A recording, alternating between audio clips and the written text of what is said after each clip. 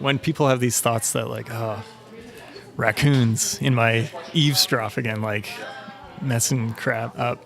If they would just stop and think like, well, actually, maybe they're just living their own life and I should respect them, in their own way. This is Defender Radio.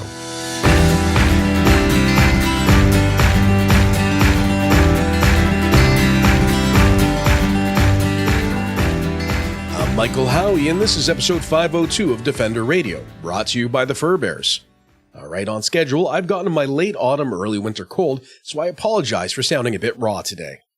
Before we get into this week's episode, I want to congratulate Sherry B. from Burlington for winning the latest Defender Radio podcast draw. Sherry will be getting an advocacy kit from the Fur Bears, including a Make Fur History shirt, pamphlets, stickers and pins, and more.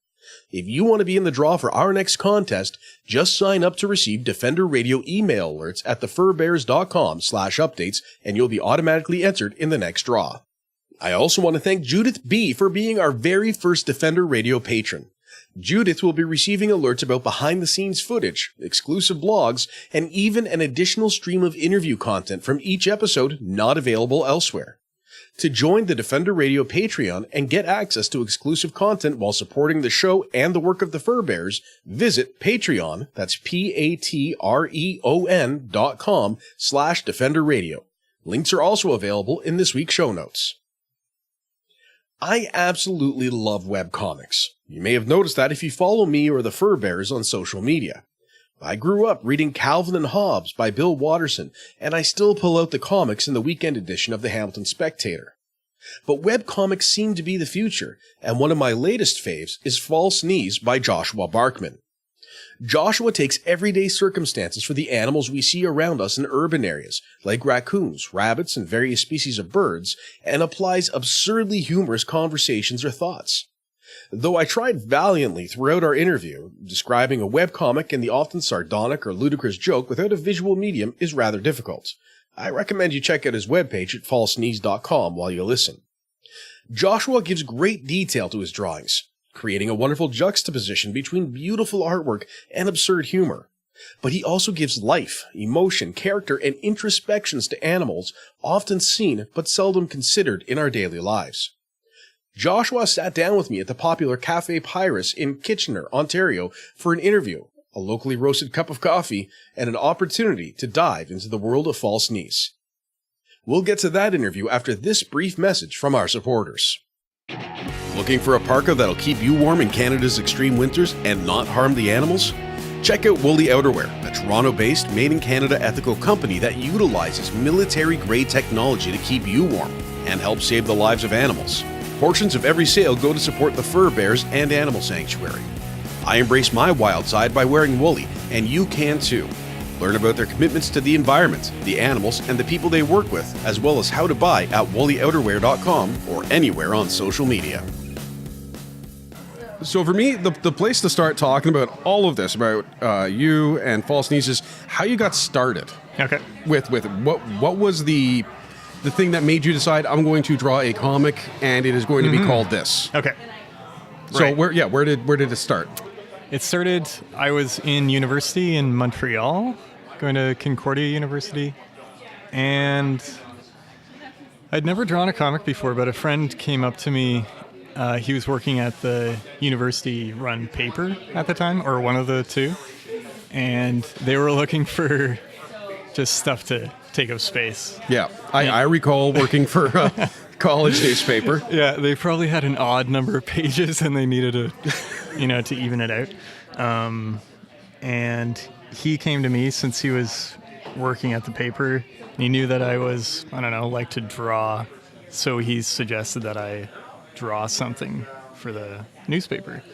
And I came up with, I think I drew 5 comic strips, the first 5 I'd ever done in my life, and they liked it. I think they didn't like one of them, and they just ran those 4, and then I kept with it. Wow. Yeah. But so it's no big background in arts or anything like that? No. So that's surprising to me when I look, in all honesty, when I look at the quality, and that's something I want to talk with you about after, but I would have assumed there is some type of training involved in what you've done. I drew a lot. Mm-hmm. Ever since I was really, really tiny. I've always drawn. But yeah, the comics were a completely new thing at the time. And they look it. Like, if you look back at them now, they're pretty rough. I think I drew them on, like, 4 different sheets of paper and cut them each out. And, like, I pasted things on top of... Like, I did the words in a different thing, and then I pasted on top. It was a mess. But yeah, that's how I started. And the name, it doesn't mean anything. It was a placeholder. They needed a name to put on the, beside my name. I think I just like the sound of it phonetically. Yeah, I see that. Yeah. It looks good, too, when you write it out. Yeah. It has a nice look to it. Yeah, it's like a nice straight... intersecting lines. I mean, most letters are. Letters tend to do that. No, but they for some reason, it does have a visually pleasing look to it. It's just the shape of the word and everything like that. Yeah. My favorite excuse for why it's called that now is based on people ask me that often. Yeah. What does the name mean? Because it's, I don't know. People, it's just normal enough that it might be referring to something, so people latch onto it. So this one person messaged me saying, like, oh, false knees, I get it now. It's because birds don't have knees, or like it appears like birds, it's going the wrong way or something. So I thought that was kind of fun. Maybe I'll tell people that's... So you adopted someone's misconception of the name to be the reason for the name. Even though I don't think birds appeared in the comic until like 150 into the strip. Well, and that's something that's really interesting. And I wrote down this question like 4 different ways in my little notebook here. Okay.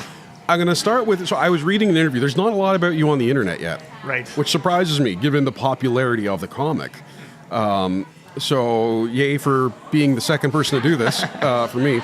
You said that you referenced a book that you really enjoyed, and you said for bird nerds, it's something that they would really like.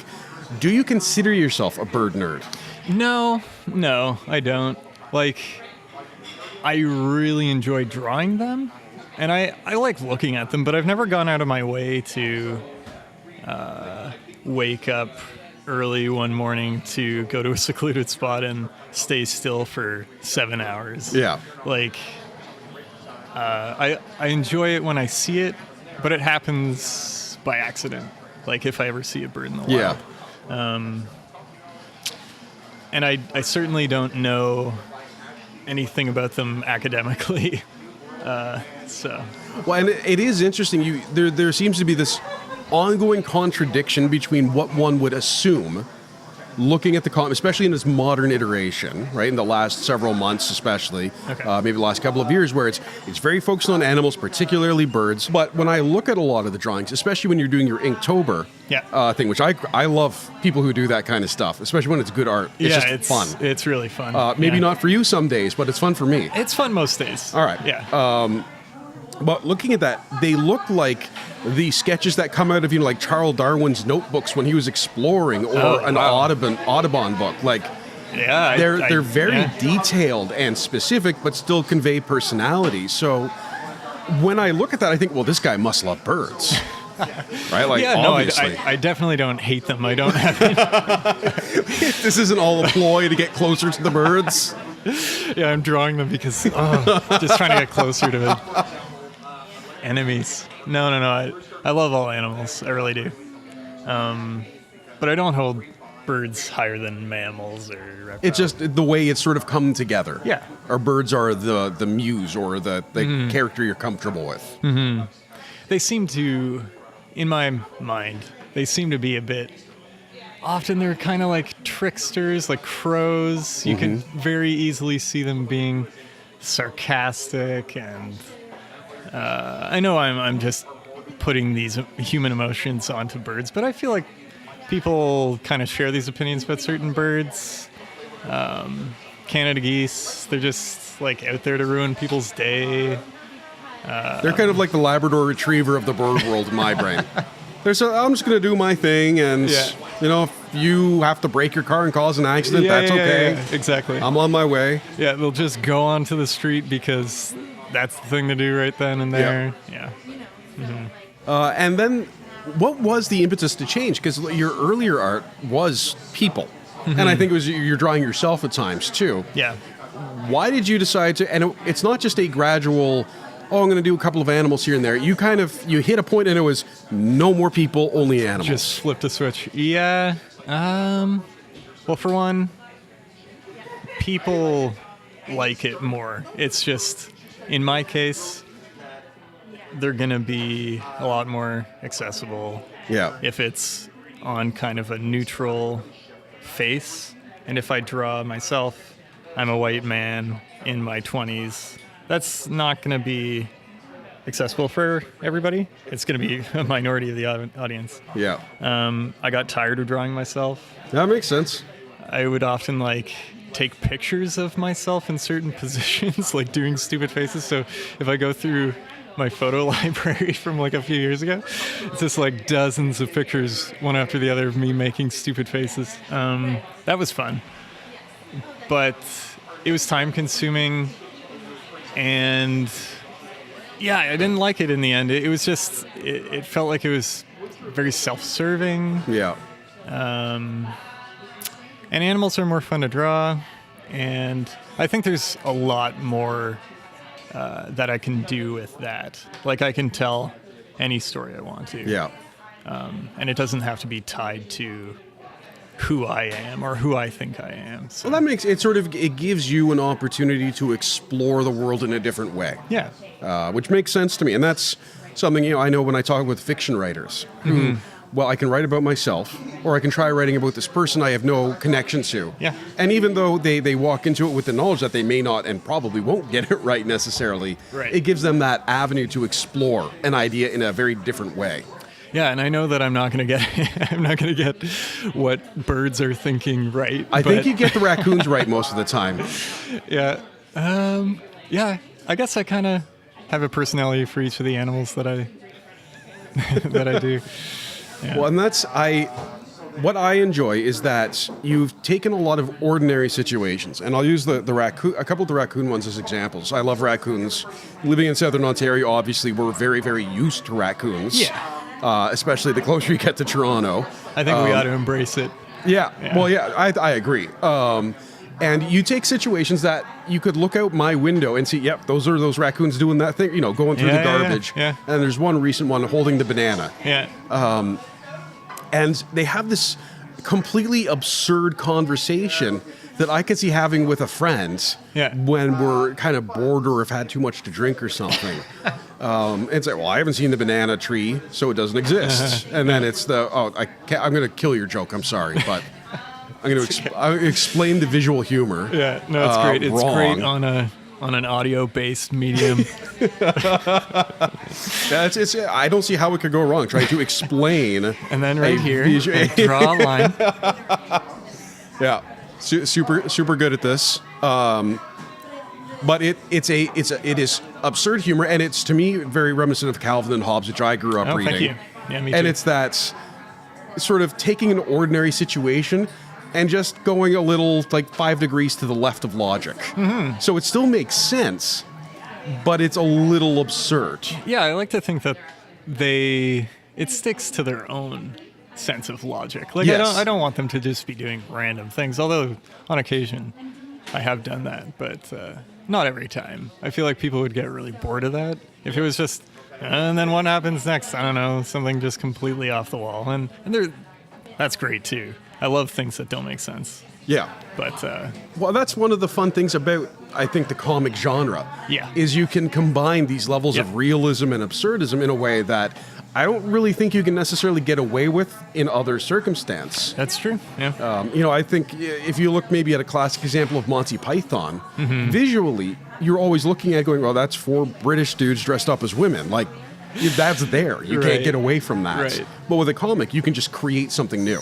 Yeah, and Monty Python definitely played on that they didn't make it so that they actually looked like women. Their wigs were always kind of they were askew, poorly, and the voice kind of dropped a couple octaves in certain. Yeah. But with comics, you can literally draw anything that you can think of. So you can play with absurdity. You can play with what's possible, and yeah, you can make things look like it could happen, and it's completely made up, and it's wonderful. Well, and what's interesting, and I don't know if you have any knowledge of any of this. Again, it's an interesting situation for me doing this interview because I'm going into it somewhat blind with you. Because as I said, there's not a lot about you out there. Okay. Which I find odd given the popularity of the comic and how much I love the comic. I would assume there would be more. So normally I would have spent 2 days like cyber stalking you. I think I got 20 minutes into it and hit a wall. Oh, really? Interesting. So okay. I don't know if you have any academic background or knowledge of this, but when we talk about animal emotions, there's all of this new science coming out showing that these animals who are social have deep social lives, and they have morals and ethics, and some of them even have culture. Okay. We're seeing animals using tools in ways we never would have thought before. So you're probably familiar with some of the crow stuff. Definitely. I'm sure you've seen. Yeah, they're using tools the way we used to think only primates could. They're showing memories.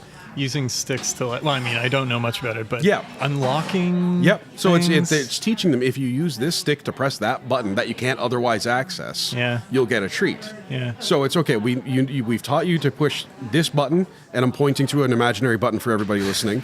If you push this button, a treat comes out, and then they make that button hard to reach, but provide tools they could use to do it, and they're able to do it relatively quickly. And again, I compare that to myself.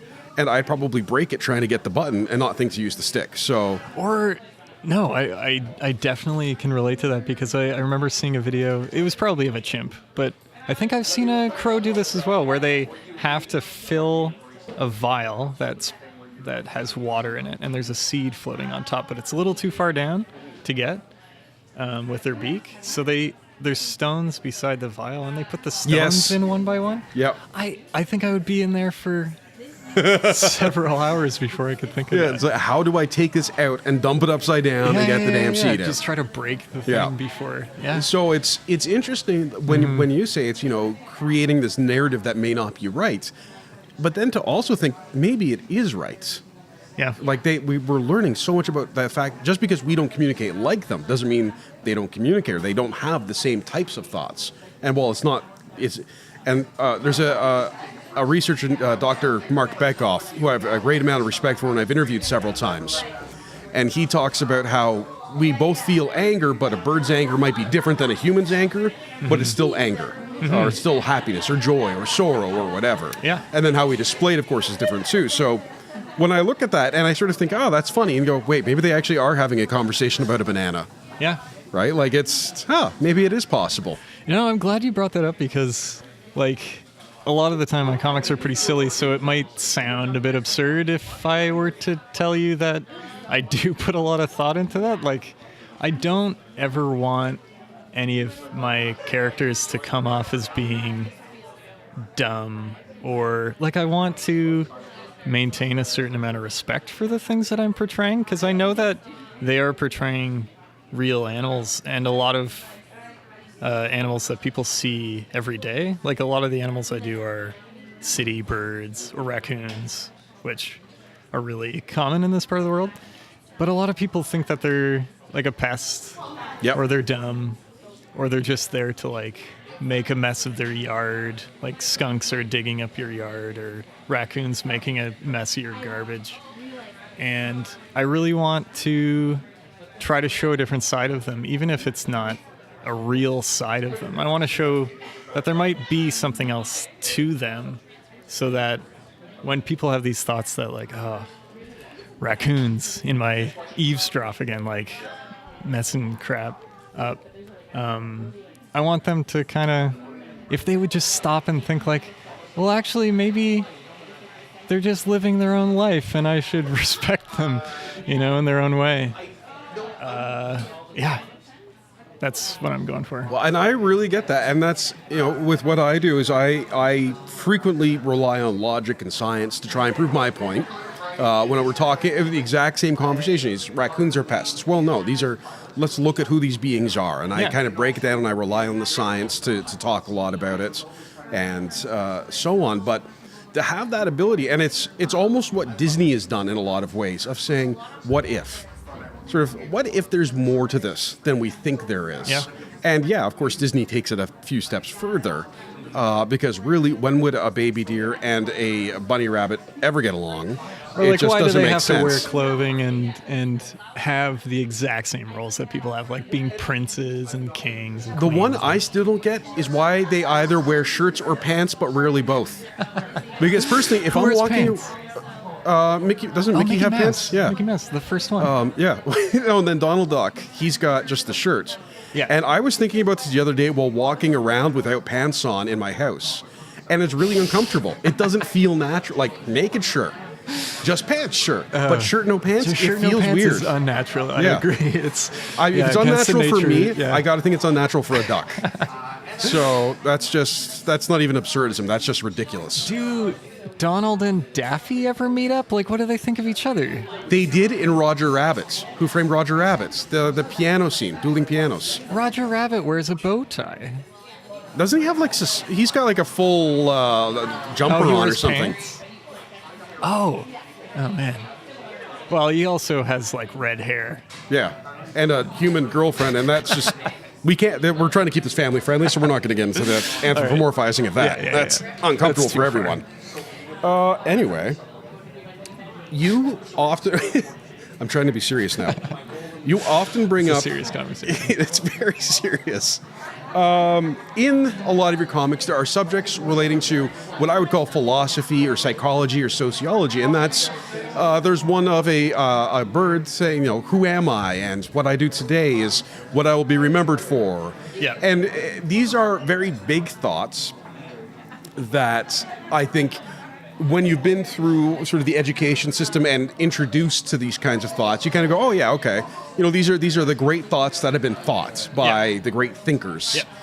And you are having a chickadee on a branch think these thoughts. Yeah.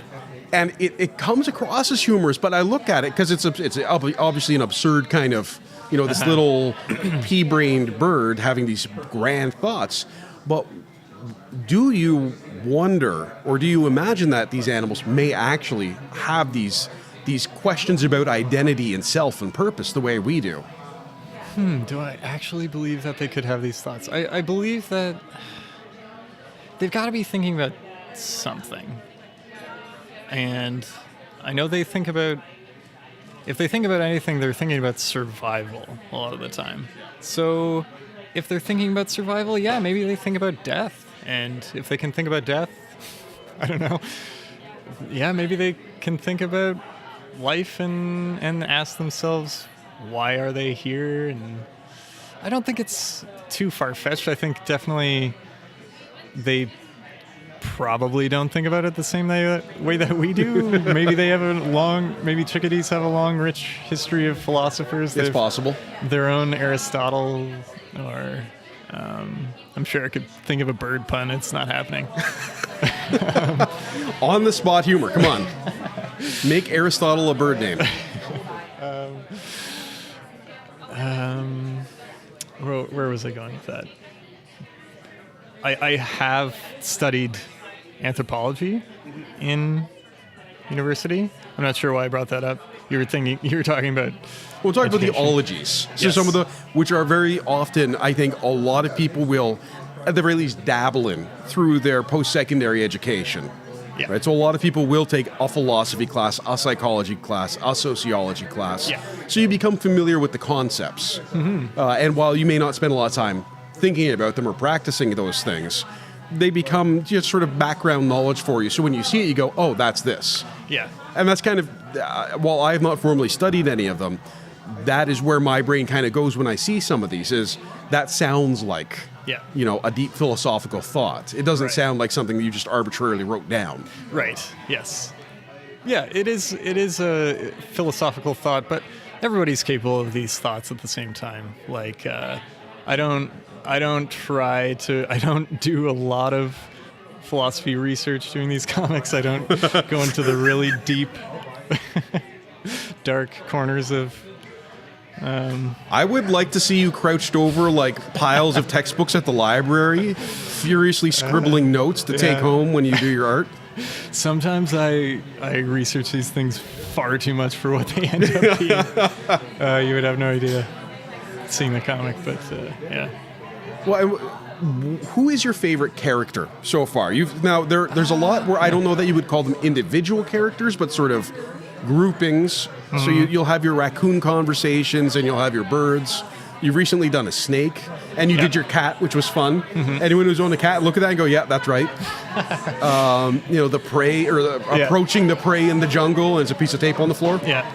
Again, explaining visual humor on an audio podcast. That comic is no words except for tape. Yeah. Which is a little sound effect.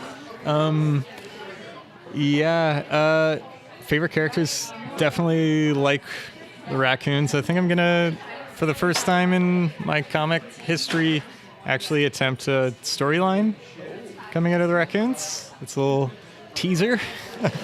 That's exciting. The Raccoons are my favorite. Oh, yeah? Okay. Just FYI. Cool. Especially there is the one, and again, I feel like such a jerk for doing this. I'm going to have to do time notes and link to which one I'm talking about. But again, we're recording this visually? Is this yeah. There's a camera off in the corner. Great. And it can catch all of our expressions and hand motions. Good.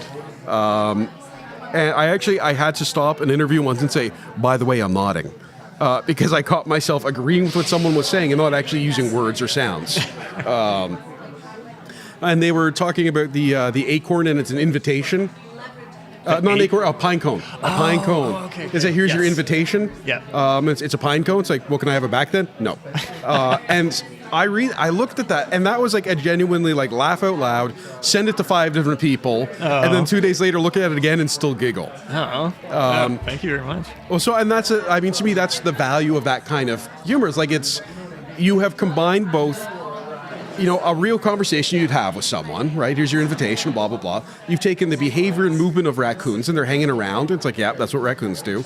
And then you've created this dialogue that I could genuinely see 2 raccoons having. As crazy as that sounds. Yeah, why not? That part about it's like, well, can I have it back? No. Yes, that is what a raccoon would say in this circumstance. Yeah. And I think that's what is so special about what you're doing is it's absurd and it's funny, but at the same time, it forces me to go, yeah, that's about right. Keeping one foot in quasi-reality. Yeah. Yeah, thank you. I don't know, I take that as a very high compliment. I feel like that's kind of exactly what I'm going for, so that comic paid off. It works out nicely. Yeah. So other than a story arc, which you've now teased for the Raccoons, and I'm going to hold you accountable to, what's next? I mean, are you looking to grow this? Are you looking to create this as your full-time thing? I saw you set up a Patreon. Yeah. So we will include the link to that in the show note. Of all the things I've talked about, including links to, that's the one that's actually going to be there. What's next? Are you trying to advance this to the point? Are you looking for syndication? Anything like that? It's tricky. Actually, well, I shouldn't say it's tricky. It's the easiest, it's the best time to be a comic artist, a cartoonist in the history of the industry. It is the best time. I'm not going to get syndicated to a newspaper. I know that. That's fine. That's over. Yeah. That dream, it was open for very brief. Well, I think most of them have a few strips on the daily basis, and then the weekend is 2 pages. Yeah. And it's great for them. They're all doing really well. The rest of cartoonists, they still have a lot of opportunity on the internet. It's incredible. There's so many, you would never be able to read all of them. And because of that, because of the time that we're living in with the internet, I am able to keep it up as a full-time job right now. Since January, I've been doing this exclusively. I quit all my other jobs because I had to make it the thing that I do every day. And if it didn't work, that's fine. I knew that, I gave it a good shot. And after a few months, I noticed that it was actually working, sort of. So, I'm able to live off selling prints of my comics and Patreon, like you mentioned. And I forget the question you asked me. I'm just rambling here. This is why I'm awesome. No, the question was, what's next?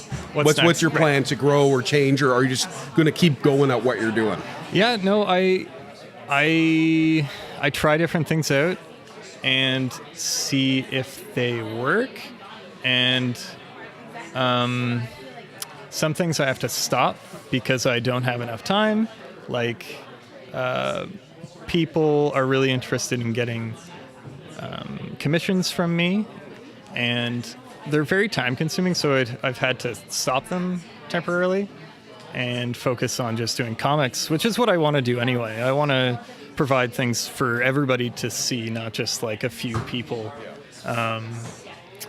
And so my plan is to keep it basically the same, maybe do even more comics in the future, do some storylines, bigger comics, like longer form, which I'm not really comfortable with, but it's something that I really strive for. Like, in my head, that's what my comic is going to look like. It's going to be longer form, going to get out of these boxes that I've constrained myself with, and yeah, maybe go into like making some books or something. To check out False Sneeze, visit falsesneeze.com or find Joshua's latest work on Facebook, Tumblr, or Instagram at False Sneeze. If you want to learn more about Café Pyrus, where this week's interview was recorded, visit cafepyrus.com or find them on Facebook at Café Pyrus. I want to thank Joshua for joining me for this great interview, and the folks at Café Pyrus for hosting us for this unique episode. Remember, if you'd like to hear some exclusive clips from this interview not included in the episode, join Patreon at patreon.com/DefenderRadio. That's it for this week, folks. Thanks for joining me, and please do follow me on social media at Defender Radio on Facebook and Twitter, and Howie Michael on Instagram. Also remember to sign up for weekly updates. They'll come right to your inbox at thefurbears.com/updates. For Defender Radio and the Fur Bears, this is Michael Howie reminding you to stay informed and stay strong.